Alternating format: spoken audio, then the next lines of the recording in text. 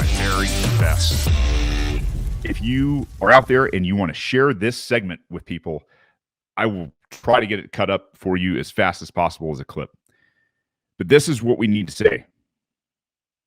We know what it's like to be lost. We know what it's like to feel betrayed. We know what it's like to have our paradigm absolutely blown to pieces in front of us over and over and over and over and over again, to the point where now we're looking for it. We enjoy it. We see it. We want to dive into what real history has to provide to us, to something that challenges our principle, that challenges our arguments, that challenges us and our daily lives and the way we live life. We've been there. We have people from everywhere. And once upon a time, I was floating in the ether too. I said to myself, I got to go back to the drawing board. I got to go back and find something tangible, some bedrock somewhere. And I found myself studying the Constitution, right? Like, I thought that was bedrock. I thought the Constitution was bedrock. It's an interesting start. But if you've been here for any amount of time, you know that I'm a huge anti-federalist fan because of what they did in terms of waking me up to that really tough pill of the Constitution. But I'm telling you, guys, as a Marine, as a combat vet, it's not something I'm proud of. It's something that I use as experience so that I can talk to a tribe of people that's very hard to reach, because there's very few of us that have done the terrible things for the murder cult and then come back to talk about it on the other side of this. If we have the capability, the skill set, the empathy, the knowledge to sit there and tell you it's going to be okay. Don't trust me, but I'll prove it to you. I can show you how I came to be where I'm at, and it's not going to be easy. It's going to take a ton of work, but it's worth it. Do you want to feel like you're part of something?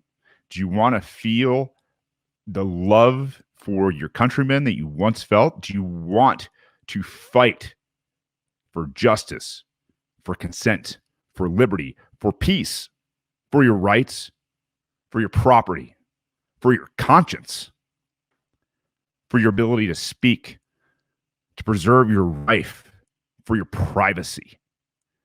Do you want to fight for those things? Because if you do, I know some people. I know a ton of people, a growing number, an army that is forming, that will form legions eventually in this country. Let me help you point you in the right direction. The first question has to be, what are you predisposed to? For those of you guys that are already in the Liberty crowd, what are they predisposed to? Can you ask them, in terms of liberty and peace and free markets, what are you predisposed to? Are you predisposed to ending the wars? Great. Man, let me show you a pill that I took by the name of Scott Horton, right? Let me show you Fool's Errand. Enough already. Let me show you these books from a guy that, as a guy that was there, he knows more than you will ever know or forget. And all of your buddies that were there with you about what happened from the early onset of Middle Eastern history to present. He knows the players. He knows the conflicts. He knows the inner workings of what happened with the State Departments, the agencies, who the players were, when the players were, and why things happened the way they happened.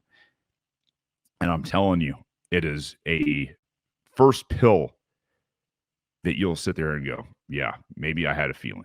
I had a good feeling that this was what was going on. And this absolutely destroys anybody and everybody that's arguing for continued never-ending war.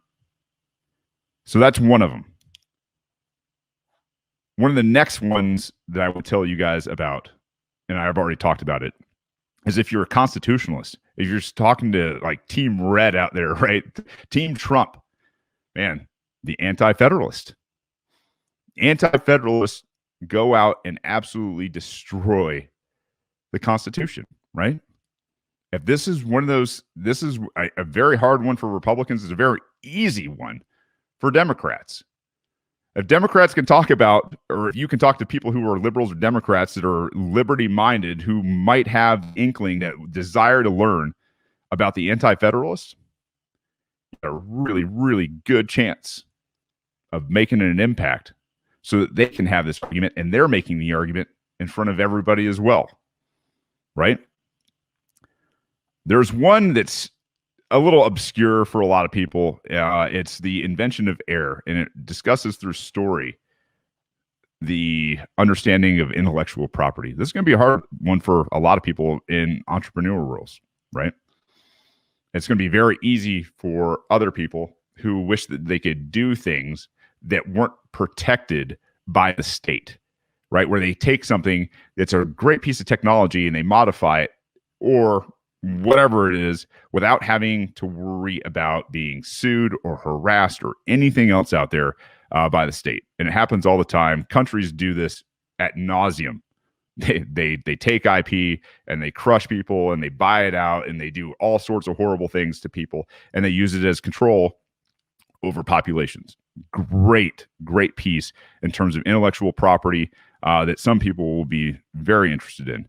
I talked about it quite often. If you're talking to teachers, if you're talking to people in administration about whatever, if you're talking to people that feel like, I don't know, this whole thing kind of started when they were 5 years old.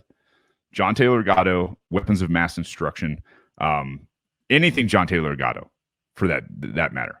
This is one of those things that I think applied correctly is something that most people will gladly absorb, take in, digest, and really benefit from. Like really have a moment and go, wow, 5 years old. I was 5 years old once, and they definitely came and got me on the big yellow bus.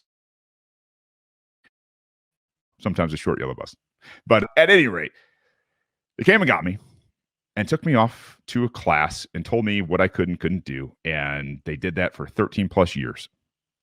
And they told me all these fictions, especially once you see all these other things that I'm telling you about in terms of very, I don't know, for me, they were historic books. You know, they were books that changed my life, that changed my mind on something.